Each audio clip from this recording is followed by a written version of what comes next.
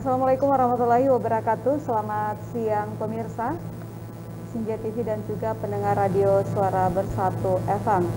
Kita berjumpa kembali dalam program Fondasi Potensi Daerah Sinjai bersama saya Arianti Muhtar. Di episode kali ini kita kedatangan salah satu UMKM, yaitu UMKM Aircraft, Sapo Tinggi Aircraft. Dan tentunya adapun tema yang kita bahas pada siang hari ini terkait dengan orientasi masa ke depan produk Sapo Tinggi Aircraft dengan mengangkat ciri khas Sulawesi Selatan. Ya, namun sebelum kita membahas lebih jauh terkait tema kita pada siang hari ini, saya ingatkan terlebih dahulu kepada pemirsa dan juga pendengar radio Suara Bersatu FM. Jika ingin berpartisipasi memberikan tanggapan ataupun pertanyaan terkait pembahasan kita siang ini, silakan Anda bisa kirimkan tanggapan ataupun pertanyaan Anda melalui WhatsApp yang kami sediakan di nomor 08114123 Ya, langsung saja saya menyapa Ibu Astini Latif. Selamat siang, Ibu. Selamat siang. Iya, apa kabar hari ini? Alhamdulillah, baik. Sepertinya kalau lebih nyaman kayaknya panggil Ibu Nini saja ya, lebih siap. akrab. Kayaknya lebih akrab kayaknya. Iya, langsung saja Ibu Nini, sebelum kita lebih jauh membahas sesuai dengan tema kita hari ini. Nah, mungkin Ibu Nini bisa menjelaskan dulu sejarah singkat dari berdirinya UKM Sapo Tinggi Aircraft ini. Ya, terima kasih.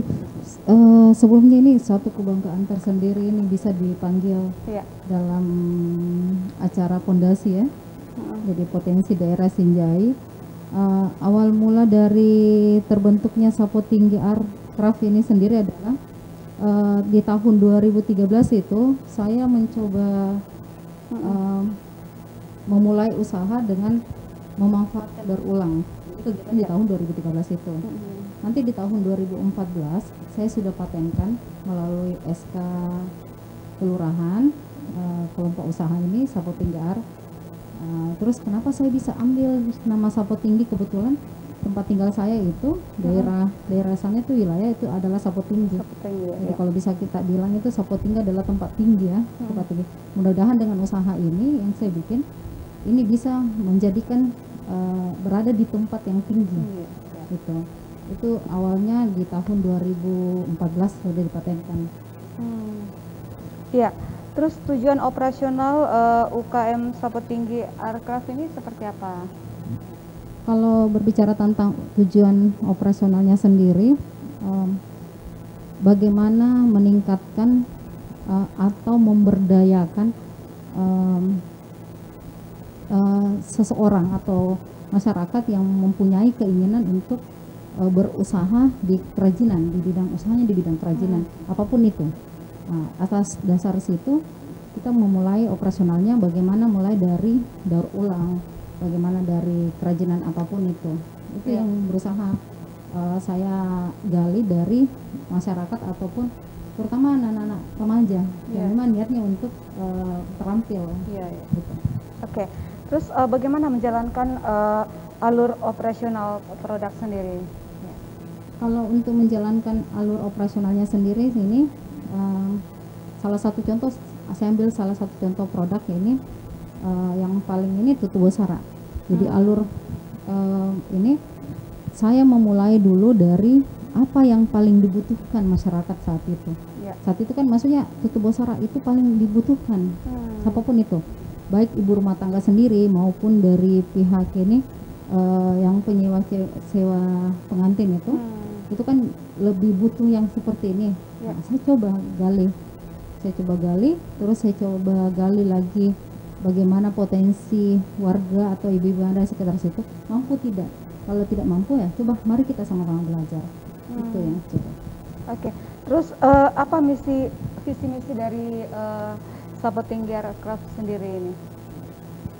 Kalau visi sendiri itu, visi Sapo Tinggi bagaimana meningkatkan atau mengangkat potensi yang ada di daerah atau di wilayah saya sendiri dulu yang paling terkecil itu di bidang kerajinan, mau kerajinan apapun. Terutama yang sekarang saya angkat ini adalah kerajinan merajut dan anyaman.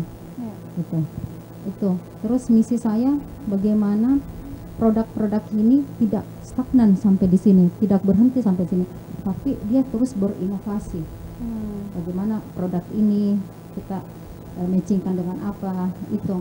Terus misi yang selanjutnya adalah dia bisa naik kelas. Jadi dia bisa berdaya saing jauh lebih baik, mengangkat potensi daerah sendiri bahwa oh ternyata di sini ada juga yang seperti itu. Gitu. Ya. Terus jelaskan makna dari logo Sapo Tinggi Aircraft ini. Kebetulan kalau logo, berbicara tentang logo Sapo Tinggi Air ini, jadi di logo Sapo Tinggi itu ada dua tangan, ada tangan, itu dia lagi bergerak, jadi itu menandakan bahwa tangan ini, dengan tangan ini kita bisa berkreasi, dengan tangan ini kita bisa berinovasi. Terus ada wadah di tengahnya, wadah itu tempat kita, jadi di logo itu ada wadah, tempat kita berinovasi. Nah, tuangkan itu. Terus di depan wadah sendiri itu ada kayak pita, itu menandakan bahwa kita ini ada ikatan, ada ikatan bahwa wadah ini ada ikatan bahwa kita sama-sama punya nilai atau kita sama-sama punya potensi untuk di bidang kerajinan sendiri. Terus ada bintang 2, itu menandakan bahwa kita bisa menjadi bintang dimanapun, baik di luar ataupun di dalam. Terus apa yang menginspirasi terciptanya logo ART, Air Sapo Tinggi ini?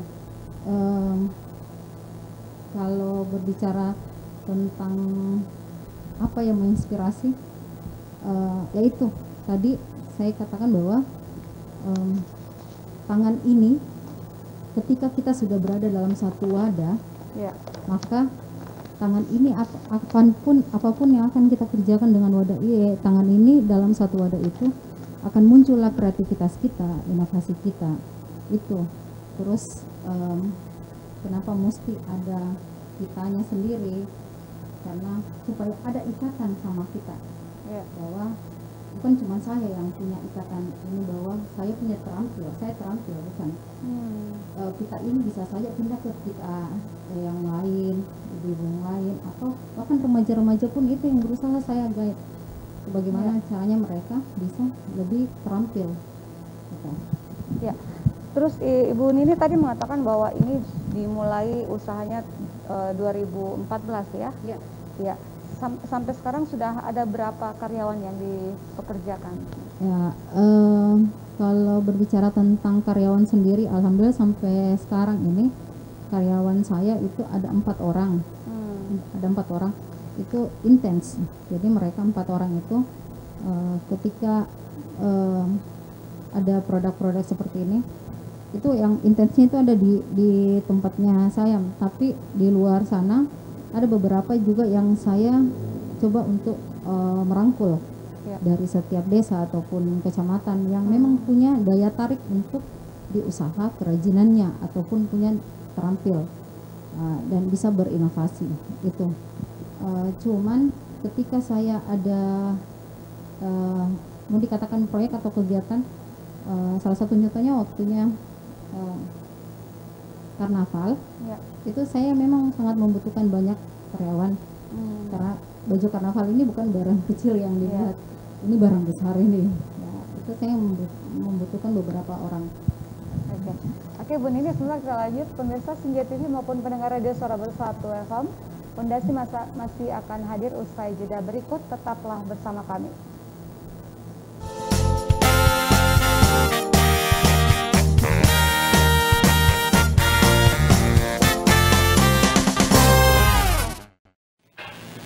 Kembali di Pondasi dengan pembahasan terkait orientasi masa ke depan dengan mengangkat ciri khas Sulawesi Selatan. Dan kembali saya mengajak Anda kirimkan tanggapan ataupun pertanyaan Anda yang sudah disiapkan dari nomor 081141232267. Ya, Ibu Nini, kita lanjut lagi. Nah, faktor apa yang mendukung untuk mencapai visi dan misi sendiri? Ya, berbicara tentang faktor pendukungnya ini sangat simpel. Ya. Dan saya rasa mudah, yaitu inovatif. Ya. Itu dulu. Ketika kita sudah berinovasi, maka kreativitas itu akan muncul, apapun itu. Jadi faktor pendukungnya di sini salah satunya adalah inovasi, kreatif, dan mampu bersaing. Jadi terkadang ini ada pelaku-pelaku usaha yang apalagi di bidang kerajinan yang baru pertama menggeluti kerajinan, baru pertama kali mulai pegang alat kerajinan, itu sudah mengatakan seperti ini, wah lama kerjanya ini. Nah itu. Nah tapi kalau misalnya kita semangati diri bahwa kita mampu, pasti. Oke. Terus faktor penghambat untuk mencapai visi misi seperti apa? Iya. Kalau faktor penghambat sendiri itu pemenuhan bahan baku. Mengingat di Sinjai itu, di Kabupaten Sinjai sendiri itu, yang toko pengadaan bahan baku terkait kerajinan saya ini memang tidak ada. Bukan, maksudnya memang tidak ada, sangat minim sekali. Nah, makanya iya, bahkan tidak lengkap. Makanya biasa saya belanjanya di Makassar atau belanja melalui online untuk pemenuhan ini. Terutama juga pemenuhan bahan baku yang ada bahan baku yang memang tidak disiapkan atau dijual itu di Makassar, yang adanya di luar Sulawesi. Nah ini yang kasih kesulitan. Nah itu. Nah terus ini model-model yang atau inovasi dari produk itu yang terkadang anggota saya itu masih belum paham dengan itu. Jadi dia masih menggunakan pola lama. Jadi untuk membuat semua ini apakah masih dilakukan secara manual atau sudah menggunakan alat mesin begitu? Oh ya, kalau seperti ini kan rata-rata produk saya itu masih menggunakan manual, jadi tangan itu.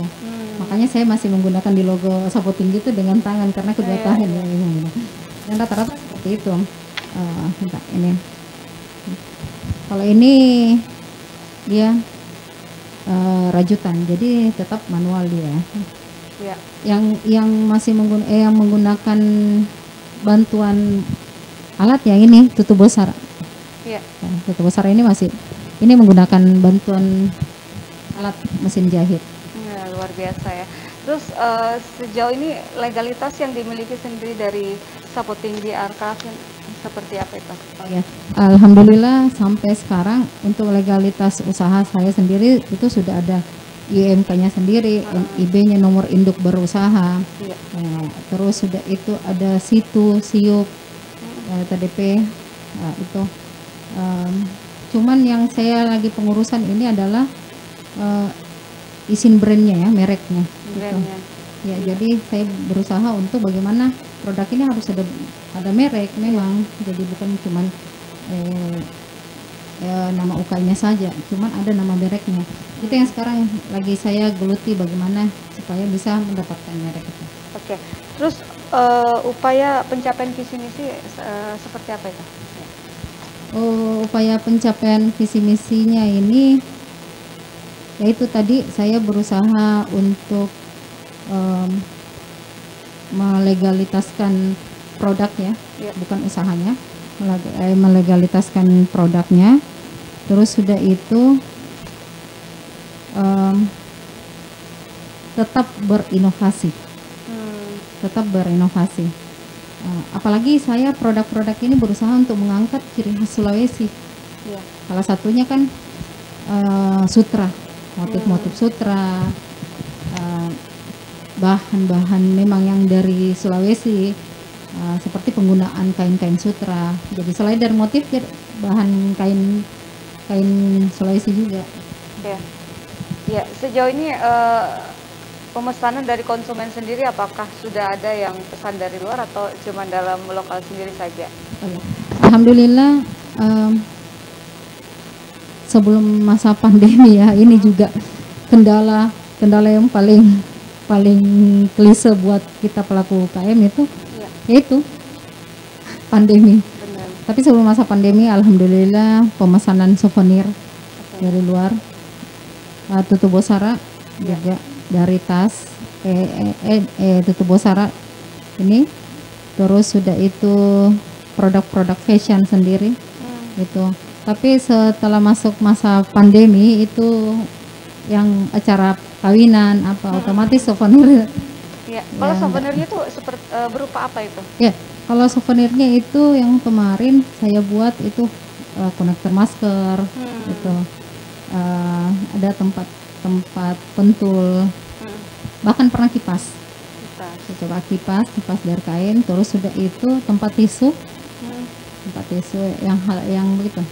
Terus ada juga dompet kecil gitu. Tapi yang baru-baru ini waktunya sebelum Lebaran ada yang pesan itu dompet kecil, dompet koin itu, tapi bentuknya dan motifnya itu ketupat, motif ketupat dari rajutan.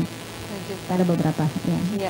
Itu harganya biasa berapa per piece untuk souvenir saja untuk bisa dibuat yang pemesanan banyak begitu?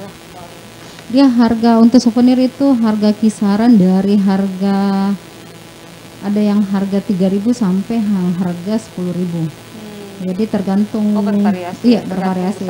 Variatif tergantung besar kecilnya. Iya.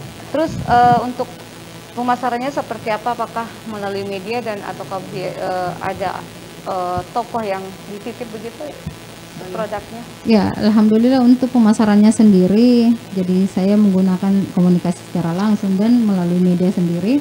Jadi kalau untuk melalui media itu WhatsApp, itu bisa di Facebook dan Instagram sendiri. Nah, terus toko online juga alhamdulillah, marketplace itu saya adanya di Tokopedia. Iya, Tokopedia, dan jual offline. Nah, ini juga saya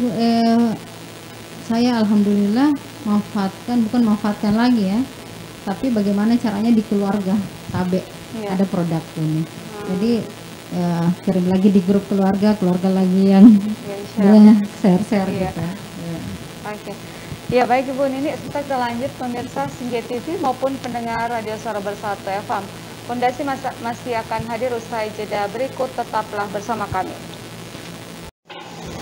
Kembali di Pondasi dengan pembahasan terkait orientasi masa ke depan produk Sapo Tinggi Art Craft dengan mengangkat ciri khas Sulawesi Selatan. Dan baik pemirsa, kembali saya mengajak Anda untuk bertanya ataupun menanggapi pembahasan kita pada sore hari ini ya. Dan tentunya di nomor 08114123 Ya, kita kembali lagi ke Ibu Nini. Ibu Nini, nah mungkin bisa dijelaskan kemitraan pelanggannya. Ya, kaitannya dengan kemitraan pelanggan sendiri ini bagaimana saya coba mengangkat bagaimana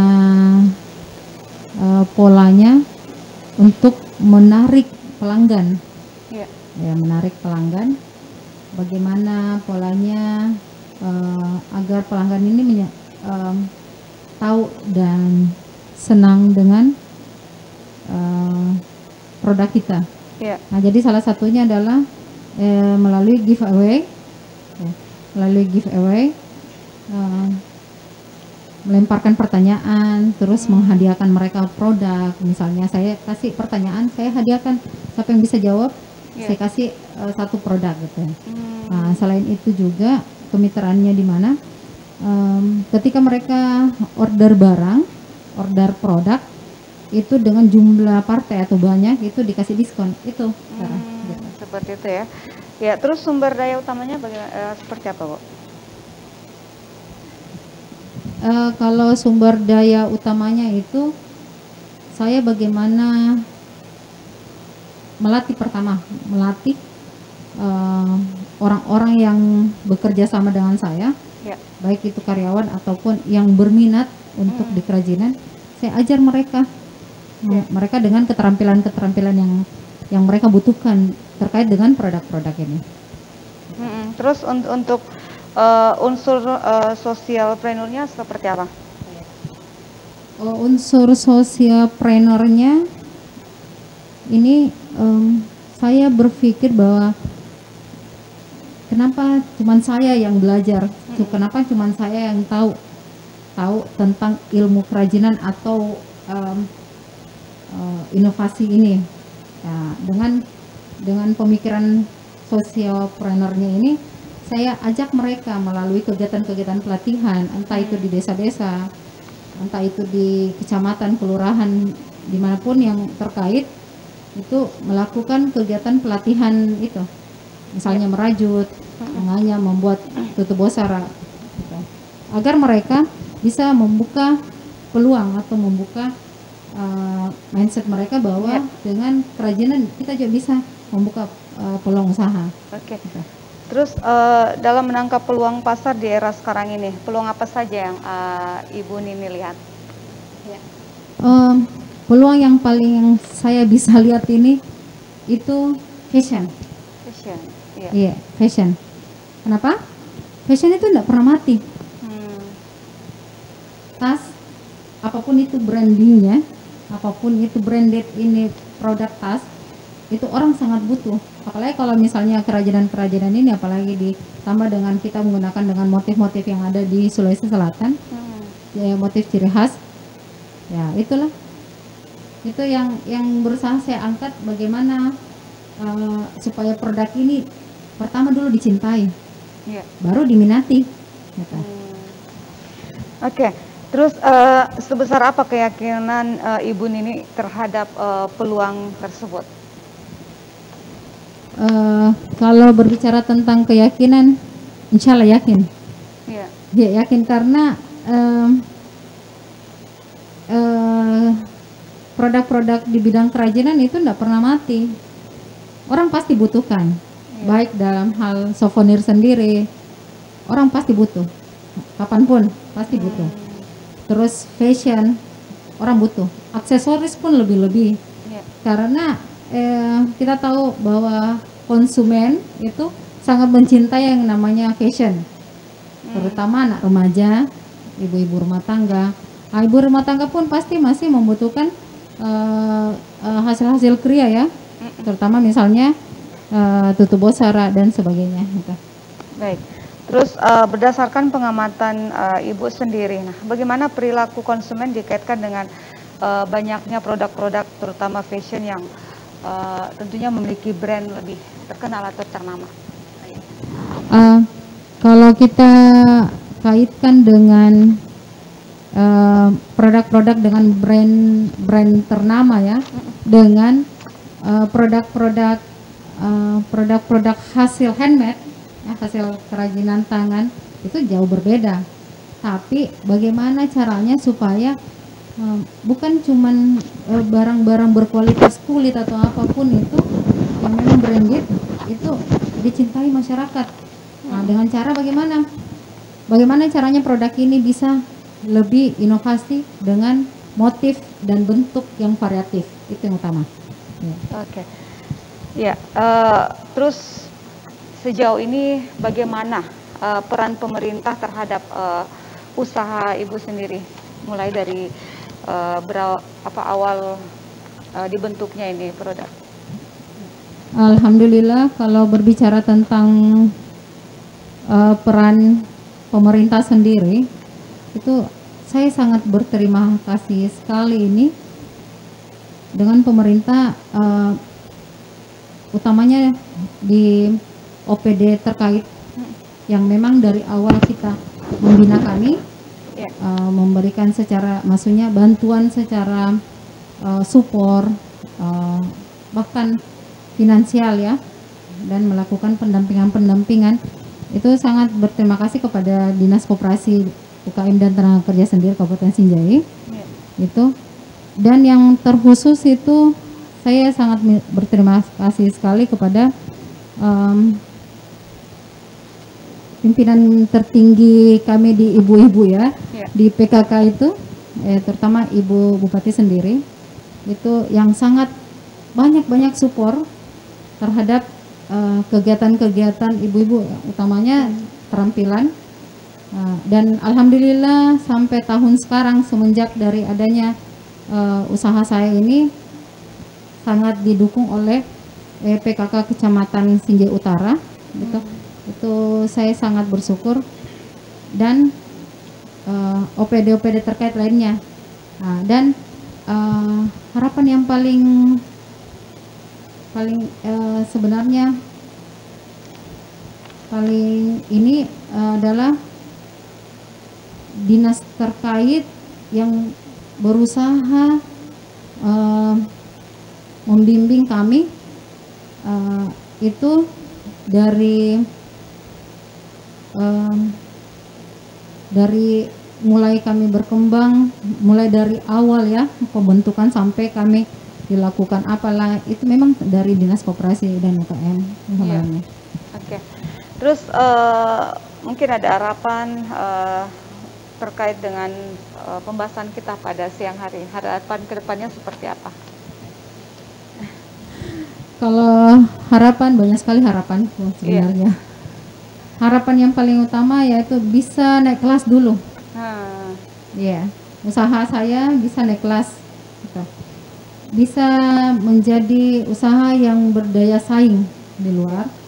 Dan harapan yang paling utama adalah bagaimana pemerintah dan OPD terkait itu tetap support, apalagi di masa pandemi ini ya. Apalagi di masa pandemi ini, yang kami butuhkan itu yaitu support. Walaupun sebenarnya tidak bisa dipungkiri bahwa di masa pandemi kekurangan orderan, otomatis kan operasional juga kurang. Sangat klise ketika saya mengatakan bahwa kami butuh support baik alat maupun modal. Itu sangat klise, tapi yang paling utama adalah supportnya dulu. Pemasarannya. Satu juga yang sempat saya lupa, saya sangat berterima kasih sama di galeri. Jadi melalui pemasaran di galeri itu, produk-produk ini kami titip untuk dipromosikan. Oke. Baik, terakhir lagi Bu Nini, selain di galeri, untuk produk sendiri dari Sapu Tinggi Aircraft ini bisa didapatkan di mana saja? Apakah mungkin Ibu Nini bisa titip nomor telepon, siapa tahu ada yang berminat begitu dengan produknya? Untuk mendapatkan produk ini saya juga biasa share melalui media sosial sendiri yang tadi saya sebutkan. Bisa juga di galeri UKM, dan bisa nomor telepon. Ya, ini nomor telepon WA juga di 0823 93 34 47 49. Oke, semoga saja ada konsumen yang tertarik setelah adanya bincang-bincang kita di program. Amin. Itu harapan ya. Baik, terima kasih Bu Nini atas waktu dan kesempatannya sudah hadir bersama kita, dan sukses selalu menyertai Anda. Amin. Pemirsa, demikianlah perbincangan kita di Pondasi hari ini. Kita akan hadir kembali bulan depan, tentunya pekan kedua pukul 2 siang dengan UMKM yang berbeda.